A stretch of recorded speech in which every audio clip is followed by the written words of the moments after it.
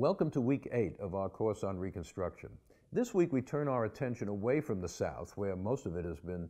directed so far, to look at the rest of the nation, because the North and the West were also going through their own forms of Reconstruction in the period after the Civil War. It wasn't as violent, certainly, as in the South, and it didn't focus nearly as much on the issue of race relations and the status of former slaves, but nonetheless, a fundamental economic revolution was going on in the North and in the West. The rise of heavy industry, railroad construction, and the general crisis, you might say, of the free labor ideology, which had been the core of the Republican Party's identity since its founding in the 1850s, before the Civil War. The post-war period in the North and the West was a period of significant labor conflict, of often labor violence,